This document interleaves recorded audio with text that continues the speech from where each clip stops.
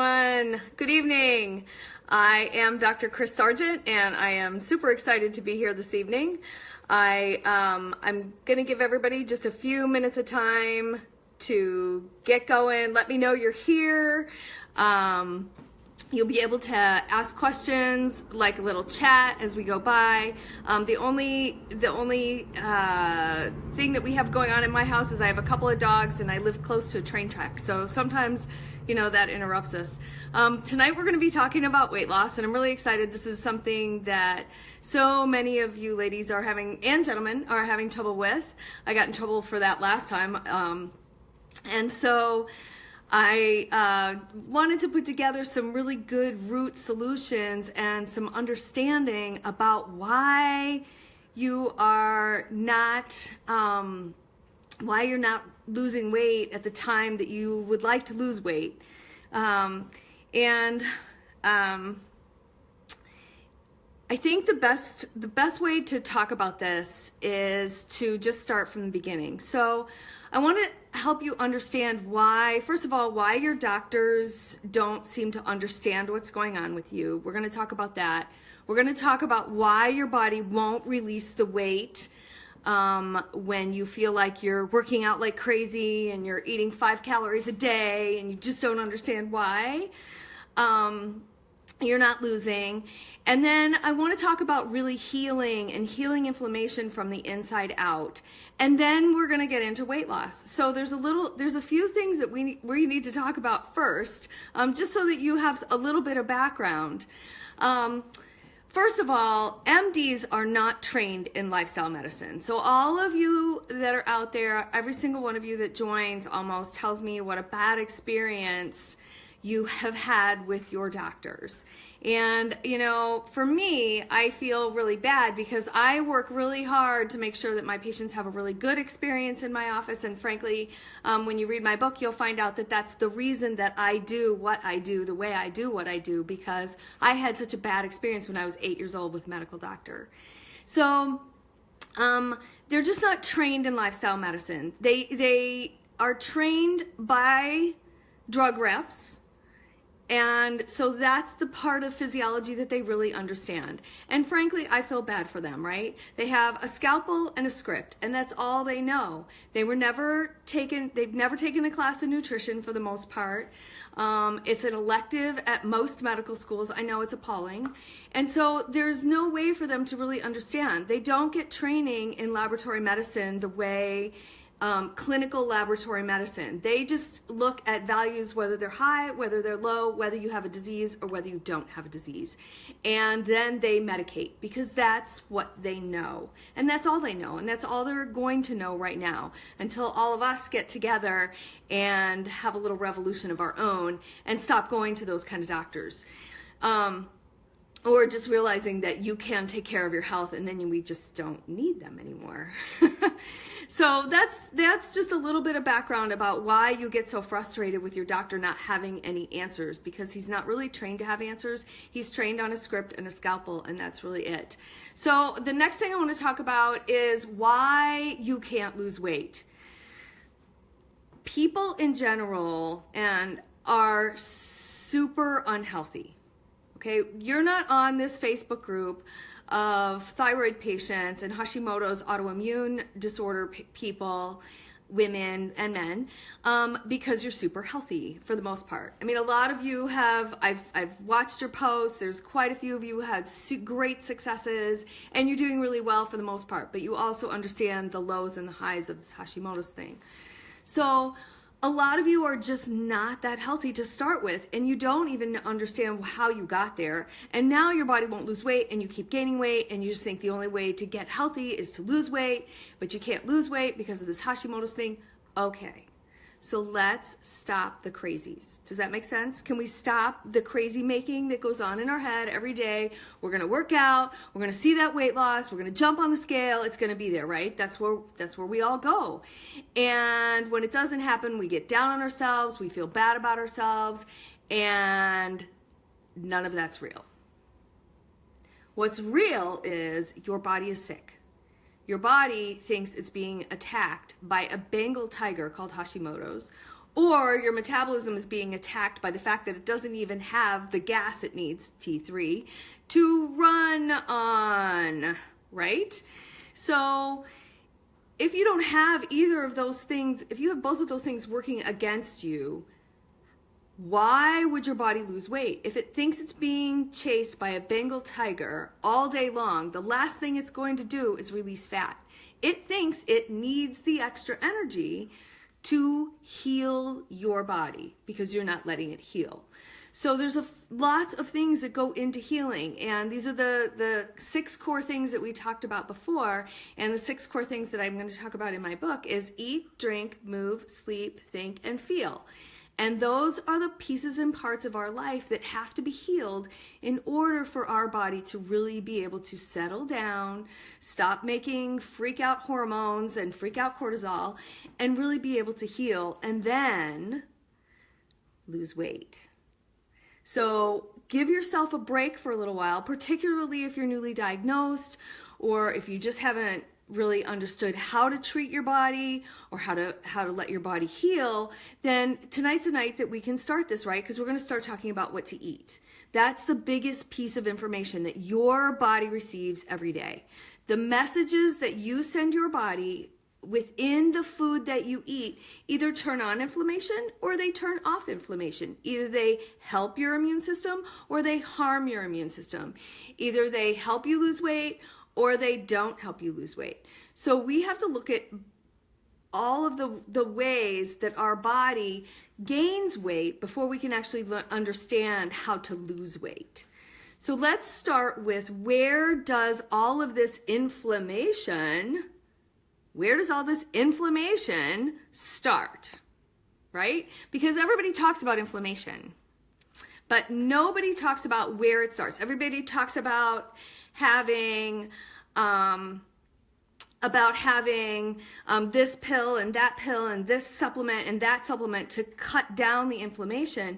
But where does that inflammation start? So let's talk about inflammation before we get into weight loss. I am watching the clock, so don't worry, we will get to weight loss, I promise. But I think understanding the background, a lot of what I end up writing about and chatting to each of you about is kind of some of the background physiology. Now that sounds really geeky, but I can tell you that one of my gifts is making weird physiology and biology really understandable. So we're gonna have a little fun tonight. I do have my blackboard behind me, which I'm really excited about, and so I can draw some, which I'm a horrible drawer. I can draw some things and help you understand what's happening inside your body.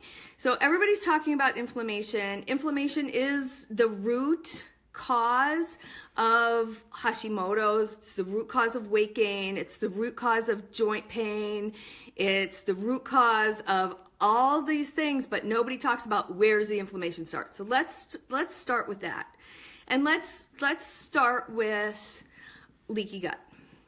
Now, we had a discussion about leaky gut the last time we were here, but I think we need to go in just a little bit deeper with leaky gut. So I have a whole bowl of markers, so I'm going to draw a little bit about leaky gut and how it got there. First of all, if you have ever taken any antibiotics, that can create a leaky gut. So let's talk about antibiotics. ABX, antibiotics. And you can't see that color. Awesome. So let's get the black one out. ABX. So antibiotics. Antibiotics are the biggest cause of leaky gut that we have. We have kids that start on antibiotics within weeks of being born, and it changes the good flora or the bugs inside of our bellies. Those bugs, what we think of as probiotics, number 100 trillion. That is more cells than you have in your body, and they play a huge role in everything that we do every single day. They play a role in vitamin production. They play a role in sorry, my son is texting me. Isn't that awesome? They play a role in energy production, vitamin production. They play a role in your metabolism. And so when your probiotics in your belly and your flora get off, then we start having problems. And those problems could have started way back when. So just understand that your gut is everything that you have ever taken. Your gut is everything that you have ever eaten. And your gut health is everything that you've ever done to your body will stress out and create leaky gut. So now that you understand that, right, anything in the eat, drink, move, sleep, think, or lack of sleep, lack of move, bad relationships, all of the disharmonies that have happened in our life affect our gut and cause leaky gut. So I am going to create a gut here. Let's see, hopefully you can see some of this.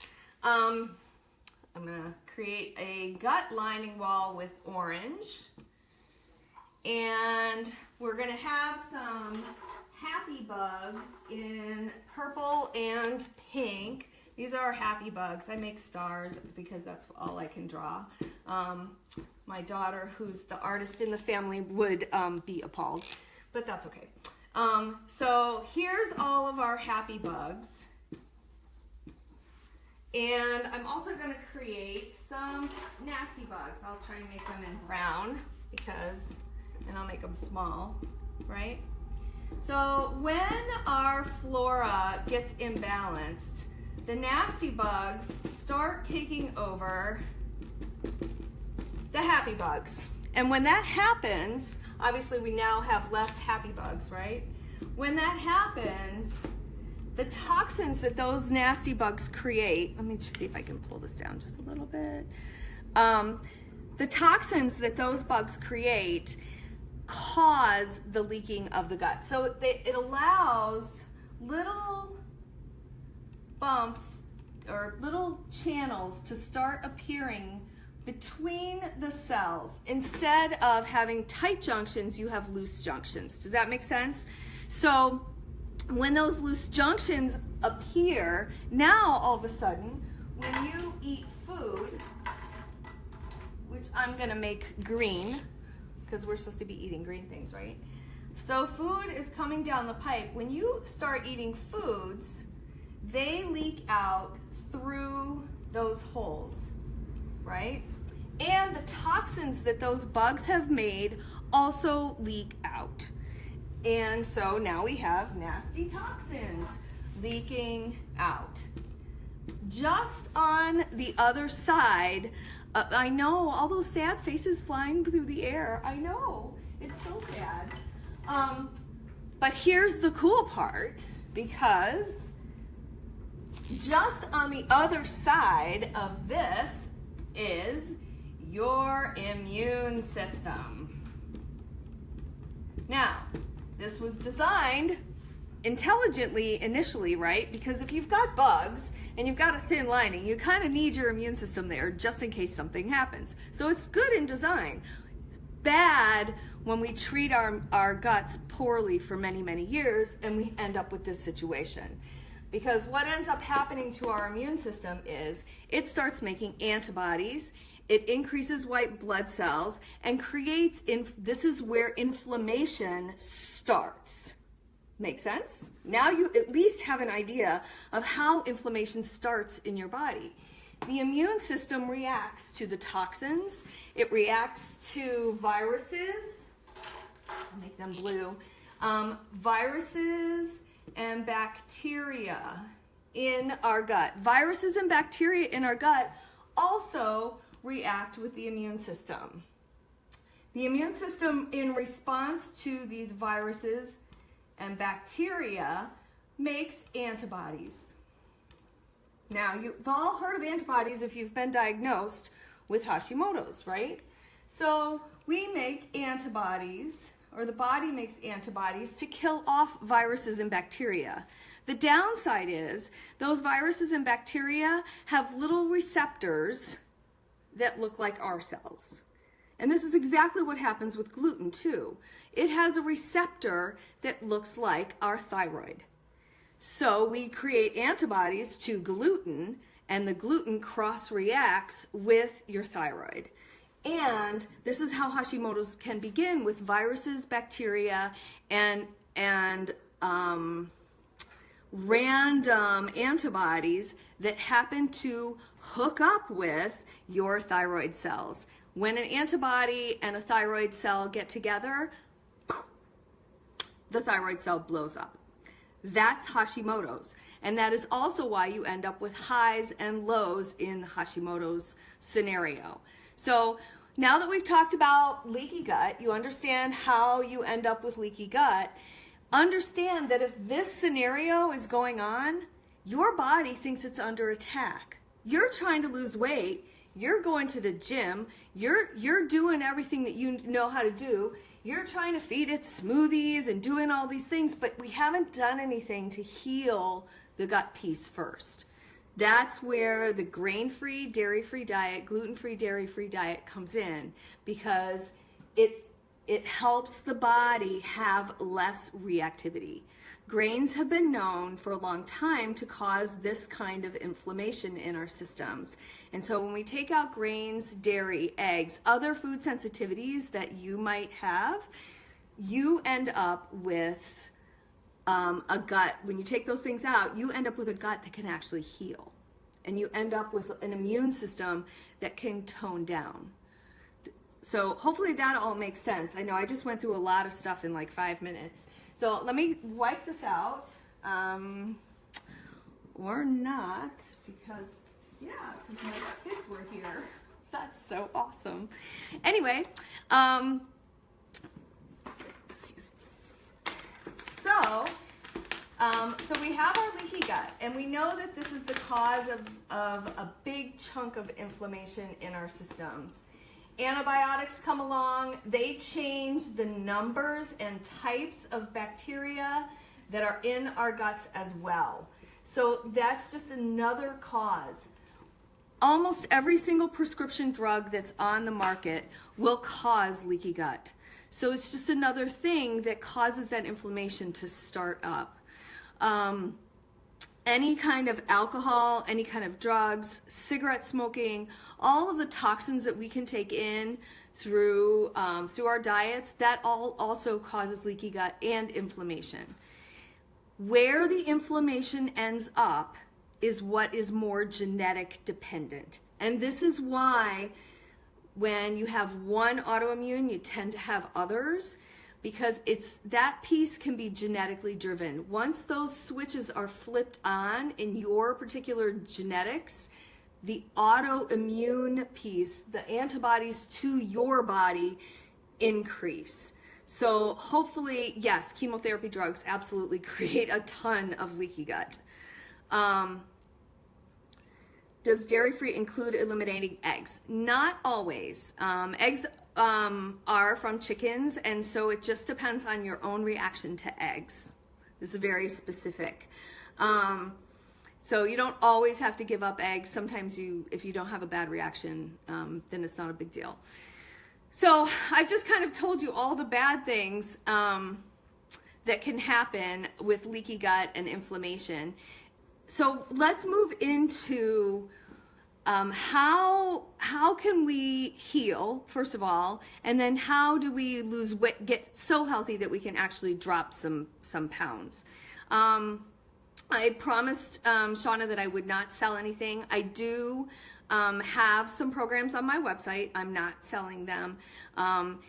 But I am going to ask you to invest in yourself just a little bit. I can't talk about everything that you need to do to lose weight tonight. So there's a stress download, there's some weight loss tips, and some other things. I've put my Square address up there. If you go in and make a small donation, then you'll get some free stuff tonight.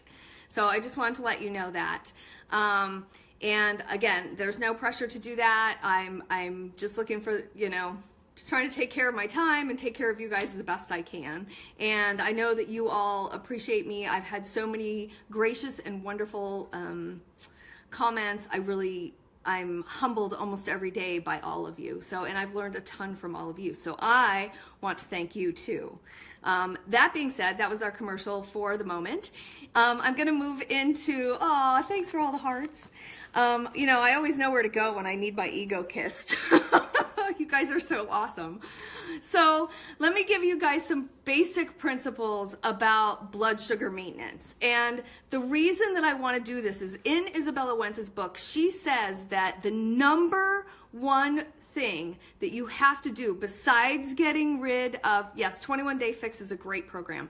The number one thing that you have to do besides getting rid of gluten in your diet is to control your blood sugar.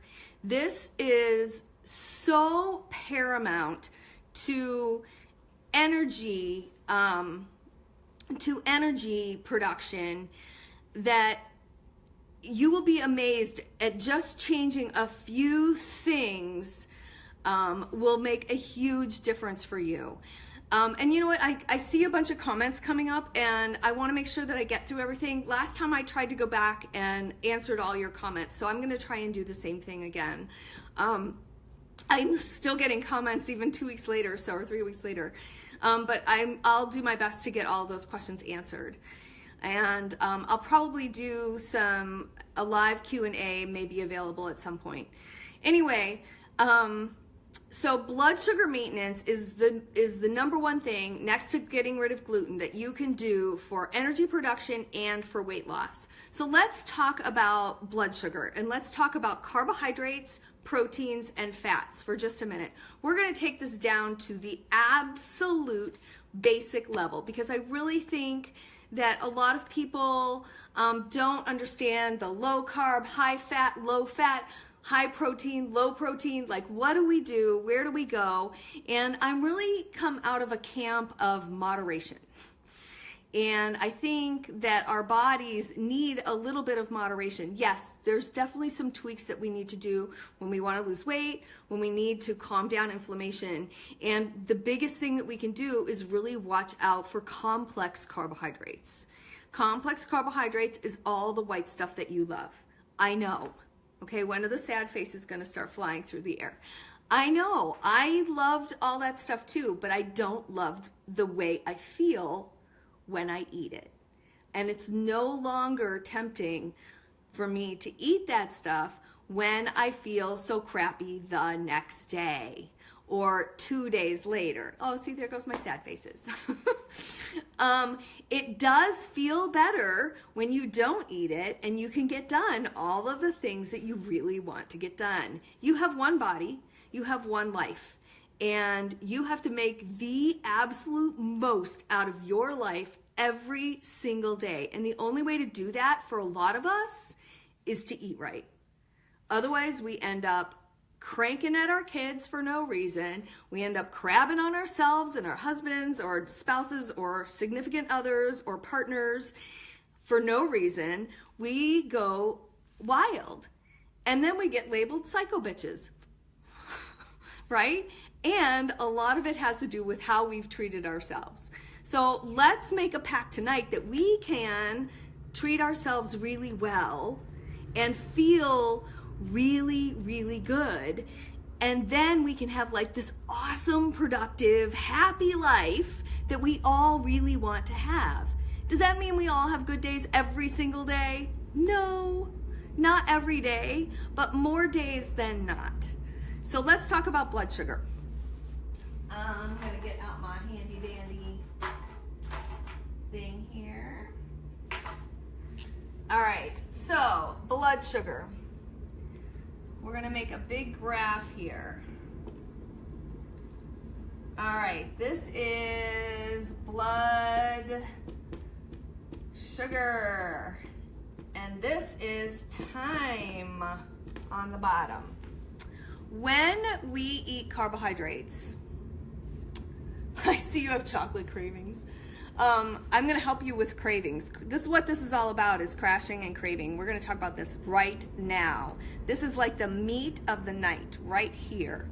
So when we eat carbohydrates, when we eat bread and pasta and rice and grains and sugar and cookies and even some chocolate, some dark chocolate without very much sugar can be really good for you, but that's a whole different topic.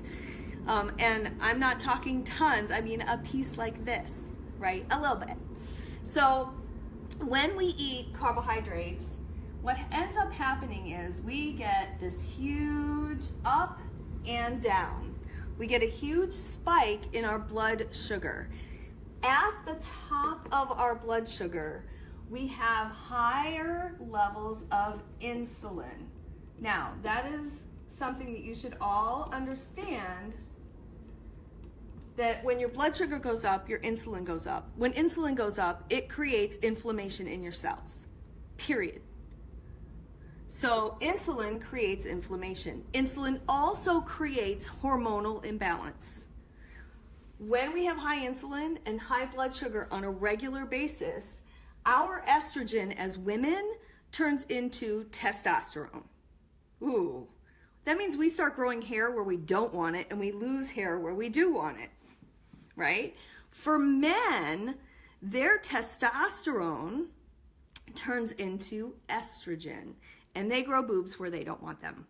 And they lose hair where they do want it, and they lose muscle mass. And they lose their drive that goes along with being male. So having high insulin over time also creates polycystic ovarian disease. It also creates a lot of fat deposition. So eating a ton of carbohydrates like this causes high insulin levels. The other thing that happens down here, so we know what happens up here, right? All kind of inflammation. What happens down here is what I call the crash and crave. When your blood sugar drops, and this time frame is about 2 hours. So any of you who have eaten oatmeal for breakfast at 8 o'clock and are starving and or crashing, like want to take a nap at 10 a.m., this is where you are, right? You are like one wrapper away from eating your next granola bar, right? Or Snickers, or maybe something worse. So what happens here, that crash and crave, is because you have really gone up too high and down too low, and your brain is the boss. Your brain always has to have a steady flow of glucose. It cannot think straight, brain fog. It cannot make neurotransmitters because glucose is the energy for the brain. It always has to have a steady flow of glucose. Now, our bodies are very efficient, and it can make glucose out of fat. Yay, right? We want to burn fat off of all the places that we don't want our fat. So our bodies are pretty smart. It can also make glucose out of protein, not what you want to lose, right? We want to keep our muscle mass because muscle equals metabolism. So where are we at here? We just ate a load of sugar. We had oatmeal for breakfast, right? And 2 hours later, we're crashing and craving. We've raised our insulin levels, we've shifted our hormones, we've shifted our moods, and now we have brain fog. Fabulous. So who wants to join me in a nice big carbohydrate binge? Yeah, not so much, right? No, because now you understand what it does to you. And now you also understand why you're going to end up feeling more crappy tomorrow, because you've raised insulin and raised inflammation. So joints hurt or whatever your inflammatory signals are, that's how this happens when we don't eat right all the time. So there is an answer to this. That's the best part of this, is there's an easy answer to this. The answer is we are going to add fat and or protein or a little bit of fiber to the mix over here. And, whoops, we're going to call it this purple, this pretty purple color. What ends up happening when we do that is we get about a 4-hour window out of it. So we have added protein or fat to a small amount of carbohydrate, less than about 15 to 20 grams of carbohydrates. And now we get 4 hours of clean burn energy. No big insulin spikes, no crash and crave. what happens over here on this end is it just sort of tapers off. And you'll usually know about 30 minutes before you need to eat. This is a strategy that you can use for weight loss. Because if you know ahead of time when you need to eat, like, ooh, I'm getting a little hungry. If you know a little bit ahead of time, then you can make an intelligent choice. Instead of just grabbing and binging like you would do down here in the Crash and Crave, right?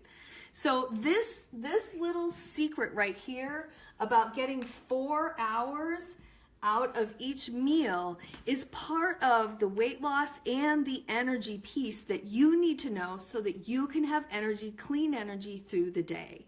I've posted Eat for Energy under the file section. I've also posted the Renew diet. Both are gluten-free, both are dairy-free.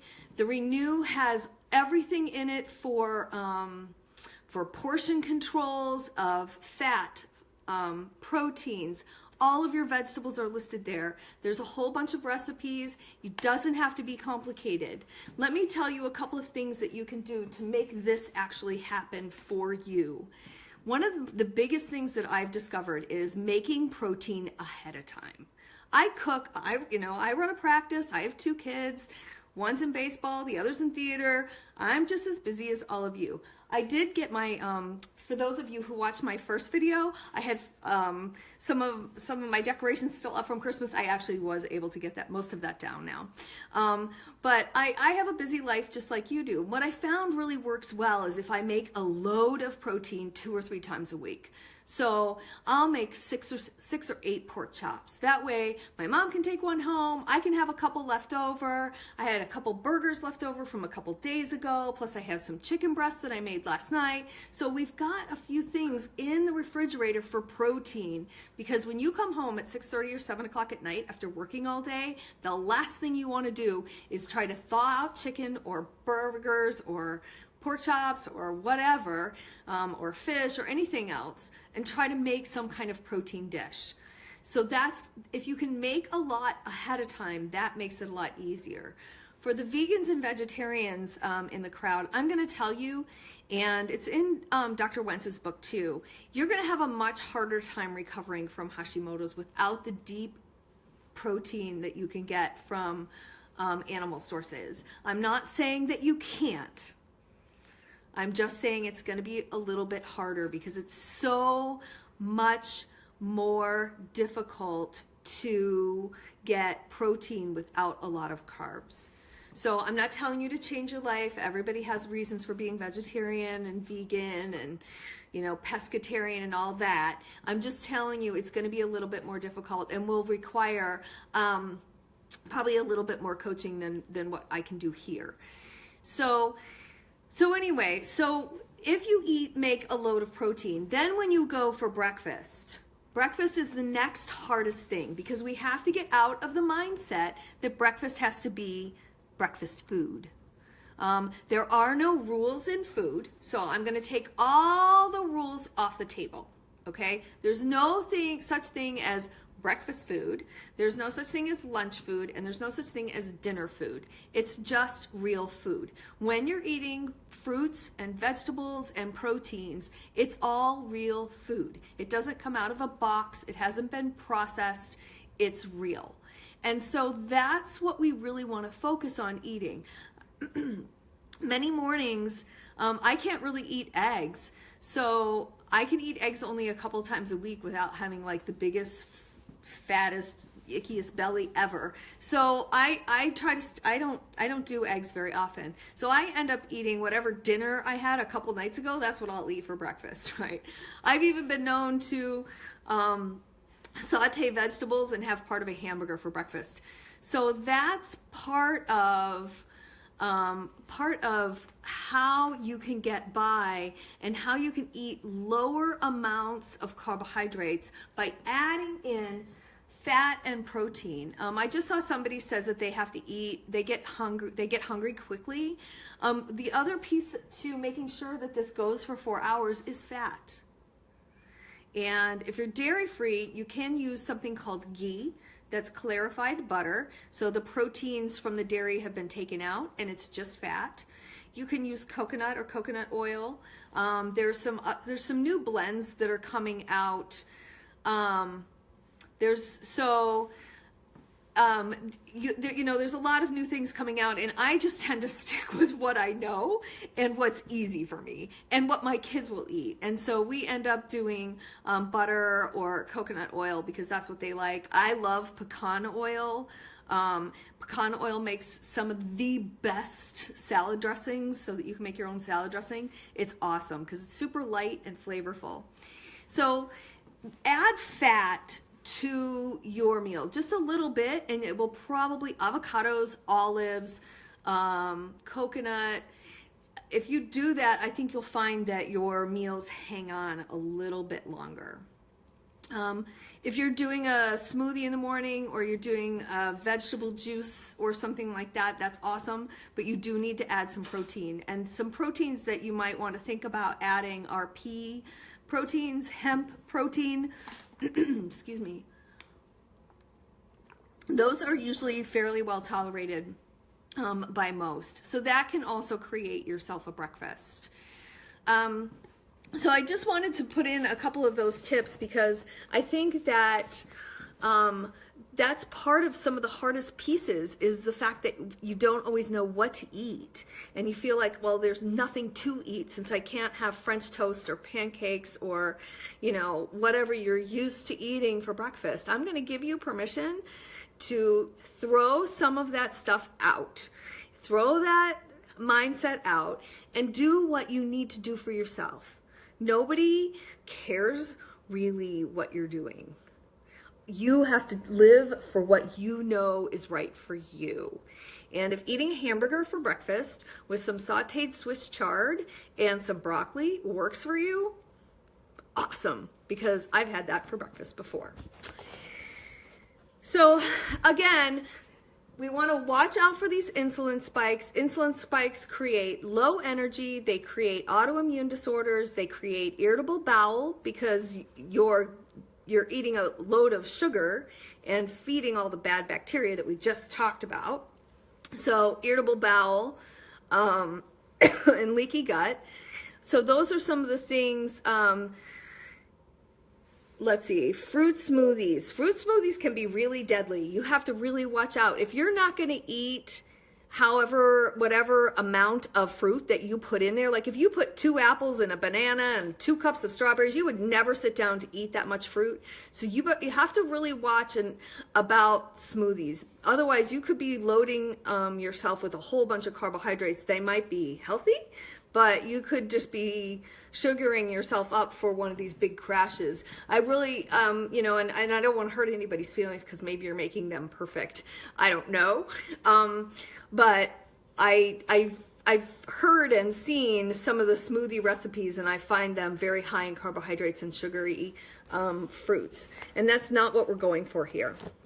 So yes, if you add some protein to that, I think you'll find that you'll be a lot more satisfied, or like a little bit of peanut butter or almond butter. So hopefully that helps you understand what's necessary to at least get your blood sugar smooth. The grains and beans are high in carbohydrates. They're low in protein. They do have a lot of fiber, but I think when you start looking at nutrition labels, you'll find that it's very, very, very difficult to make all of that happen and make it happen in a way that makes sense. The next thing I'd like to talk about is how do we create a meal? How do we create a meal when we're starting to read labels, and how do we read a label so that it makes sense? I'm going to start this over again because I think that label reading is sometimes missed. I think some of us don't like to read labels anymore because we just don't care, or we don't understand them. We don't know how to put it into any kind of context. And so we just end up not really understanding how to create a meal by looking at what's on a label. So we're gonna talk about that right now and make this thing make a little bit more sense for all of you. I feel like this is just mostly making a mess. All right, labels. Let's talk about carbohydrates, fats, and protein. Carbohydrate is a really long word. It has more than 10 letters. So think about carbohydrates in packets of 10. I love the Whole30. The challenge with the Whole30 is you need to stick. Like it needs to be not Whole30, it needs to be whole lifetime. So that's that. I love the Whole30. You got to figure out we all need to figure out a way to make that available so that it can sort of stick in there. Somebody asked a question about Whole30. So think about carbohydrates in packets of 10 grams. Fat has 3 letters, so let's talk about that in terms of 3 grams. And protein actually has 7 letters, so let's talk about that in packets of 7 grams. Now, there's some cool math happening here, right? Because 7 plus 3 is 10. Awesome, easy to remember. This is how we are going to create meals and snacks in this kind of proportion. If you keep your carbohydrates and proteins in an almost 1-to-1 ratio, or 1.5 to 1, what does that mean, right? Carb to protein in about 1.5 to 1, right? We just said 10 grams to 7 grams. You will find that you will be able to make small, nice, awesome, balanced meals without really having to think too much about it. So let's say we get our Kind bar, right? And I'm not picking on Kind bars because they're bad. They're generally pretty good. They can have 7 to 10 grams of protein, right? But how many carbohydrates does that Kind bar have? Some of them have 25 grams of carbs. That's way more than where you should be, right? You're basically at 2.5 to 1. So when we need to create these kind of meals, we really need to look at how many carbs are in things and how to make that all make sense. I think bars are the worst, frankly. Lara bars, you know, they have all kind of yummy good stuff in them, but they're very high in carbs and they're very low in protein. And so you've eaten a ton of carbs, you think you did something good for yourself, but all you've done is spiked your sugar like before. So I think understanding how to read those labels and make things work. So a couple of cups of broccoli has about 10 grams of carbohydrates. And 3 ounces of meat has 21 grams of protein. So 3 times 7 is 21. That works.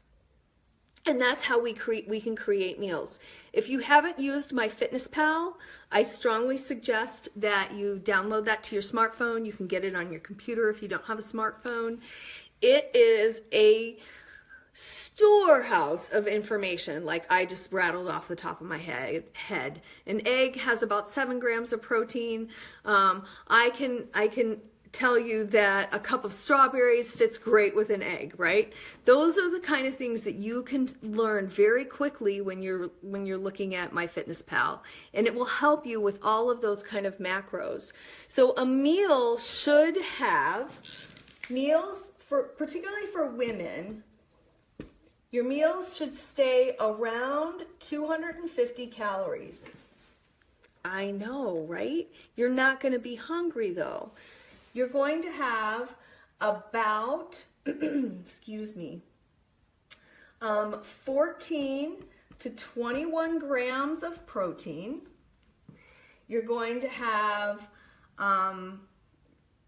about, let's say, 15 grams of carbohydrates and 3 to 6 grams of fat. And that will make up a good 250 to 300 calorie meal. If you do that 3 times a day, that's about 900 calories. Most of us 1,400 calories a day. Most of us. I'm not saying all of you, but most of us need that. So in order for us to lose, and that's the key to really being able to lose the weight that you want to lose. You can do that and not be hungry. I've done 900 calories. I'm not suggesting that you do that, but I play around with stuff all the time just to see what happens. And that way you don't have to do it. I do it. And 900 calories can actually feel really good for several weeks at a time, assuming that you're creating meals that look like this and you're staying full all day long. So hopefully that helps you understand how to create meals out of, let me see, not good with conversations. It depends on the food. So you can't, a half a cup or a cup of broccoli has probably 7 grams of carbohydrates, but it depends on the food. So this is what your meals look like. Your snacks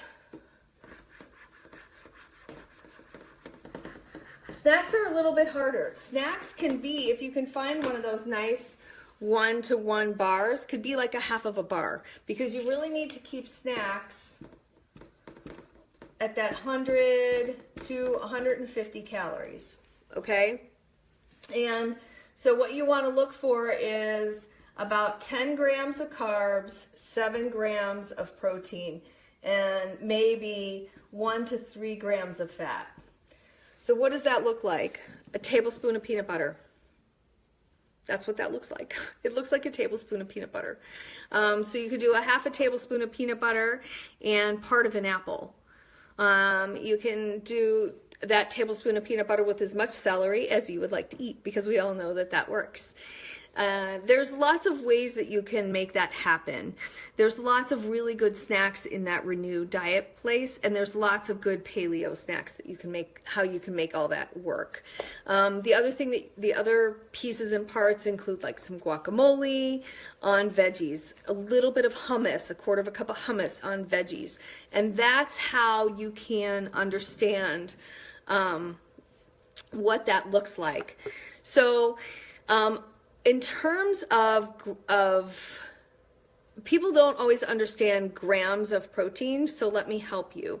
The palm of your hand is about 4 to 5 ounces. Okay? That's probably about twice as much as you need. When you start really understanding how little your body needs to function, you will be amazed. Your body doesn't need a lot of calories to actually function. It just needs the right calories. A quick question says, should you be watching salt intake?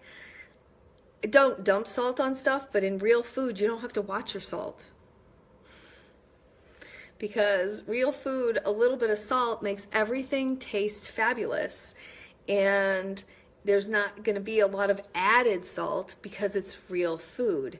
And salt actually helps the taste buds, along with fat, helps the taste buds taste. It's what helps your body taste. So that's going to work really well for you. So let's go back to our hand. So your protein in most of your meals is going to be about half of your hand. Okay? On your plate, you're going to start using a 9-inch plate, a smaller plate instead of a huge dinner plate. Okay, if you're eating as much as your husband, you're going to end up weighing as much as your husband or partner, right? If they're bigger than you. So that's not what our plates should never look like that. Our plates should be small. And if you think about one little quarter down here can be your protein. Most of the rest of the plate is going to be your vegetables, and then you're going to also have maybe a tiny bit of sweet potato, like half of a sweet potato for a little bit of complex carbohydrates, or squash, or root vegetables, probably some you've never heard of, turnips and rutabagas and parsnips, and try them. They're yummy. And there's also tons of recipes in paleo for mashed cauliflower and cauliflower rice and broccoli rice. Trader Joe's has a bunch of those kind of things, or Aldi. And I know I'm speaking across the world, so you don't have those wonderful stores, but you'll have your own, and you can make your own. A food processor or a really sharp knife goes a long way to chopping things into teeny weeny pieces that you can do a lot of other things with, or just smashing things up. So that's what your plate should be looking like. A fist, yeah, yuca. A fist, right? Your potato serving should never be bigger than your fist, ever. Your carbohydrate serving should never be bigger than your fist. So hopefully that helps you. That will help you understand the grams. Instead of being all scientific with grams, how about just looking at your hand, right? So we need 8 to 10 glasses of water every day. We need to eat 5 times per day, never letting more than 4 hours go between meals, ever, never. Don't get hungry. Hungry equals hangry. Hangry is angry hunger, right? And brain fog sets in, we can't think straight, we get irritable. All of those things happen as our blood sugar starts to fall. Always have snacks in your purse. Amazon carries something called Chomps, CHOMPS, Chomps. They are the grass-fed, clean version of a Slim Jim. So think meat stick, right? A clean meat stick. It's perfect for paleo, Chomps. There's a thing called Epic bars. They're also a meat bar. They have them in chicken and bison and venison and beef, and they're little flat pressed bars. They're more like a meal size. The Chomps are more like for a snack. Those things make great things to shove in your purse just in case. You can always grab an apple and one of those bars, and that will take you through a couple rounds of snacks. Just keep it in a little baggie. You don't have to eat the whole thing all at once. Just keep it in a baggie in your purse. And then you won't let yourself get hungry, and you're going to be a lot happier. That's, again, how weight loss happens. The other piece of this whole blood sugar thing, not only does it help you heal your thyroid, because it reduces, I was thinking I had the thing behind me, because it reduces inflammation, it also helps heal your adrenal glands.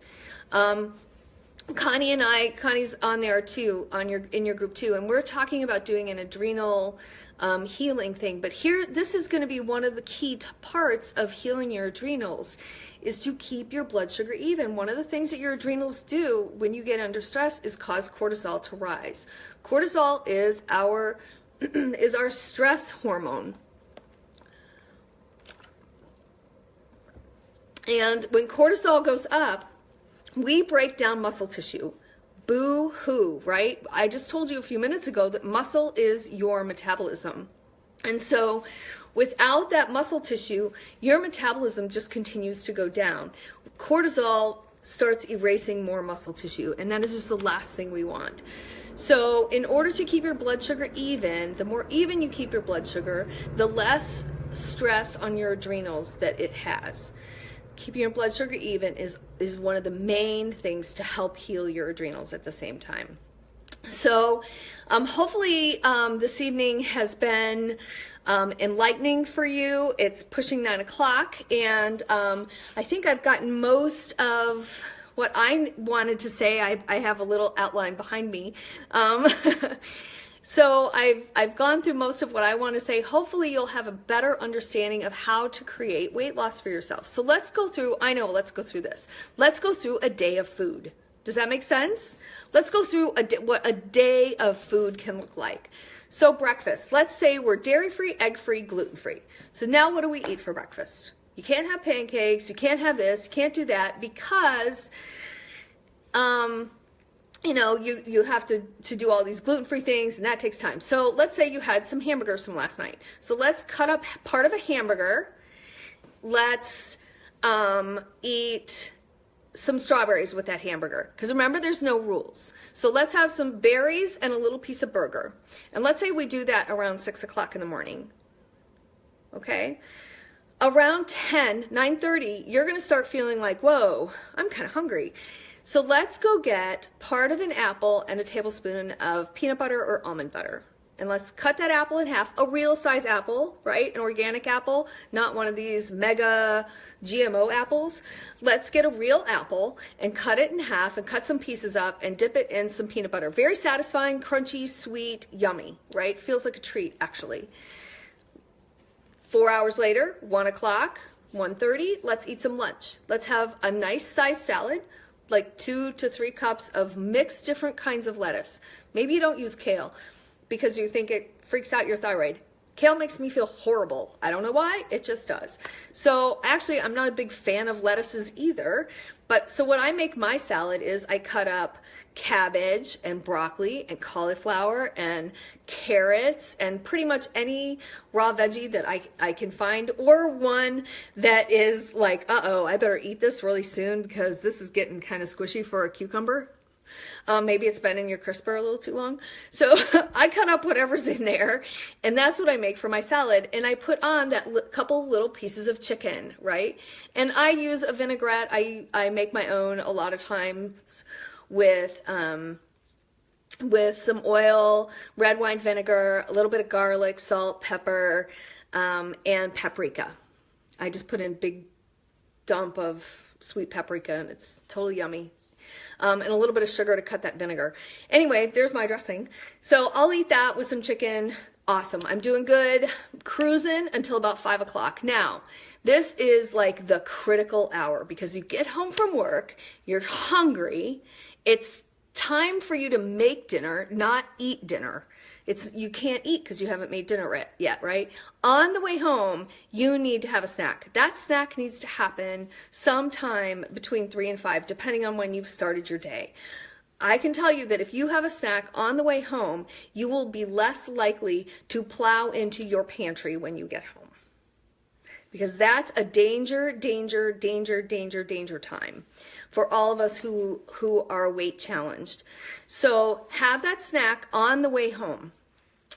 And then make dinner. And we're going to make extra protein, right? So that we have some stuff for lunch so I don't have to eat chicken every day. You can have some part of your pork chop or a little piece of meatloaf or whatever else that you choose to make. Then you're going to make dinner and you're going to have that plate the way we exactly talked about, with a little bit of protein down here, a pile of veggies that are on that Renew plan, the ones that you can have pretty much as you want of, and then a tiny little piece of sweet potato maybe. That should take you through your day. That's 5 small meals through your day.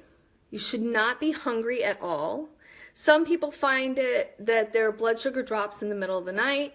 You may have to put on a tiny little snack. A handful of nuts is a great snack. It really just has to be counted out. What I find is that people take the entire jar, and you know, if you go to Costco, they're this big. You take the entire jar to your desk, and then you like a handful ends up happening 600 or 800 calories worth per day.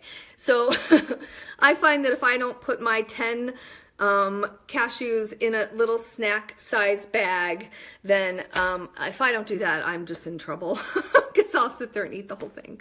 How do I feel about juicing? Juicing is a great idea when it has to do with vegetables, and maybe just a little bit of fruit for sweetness.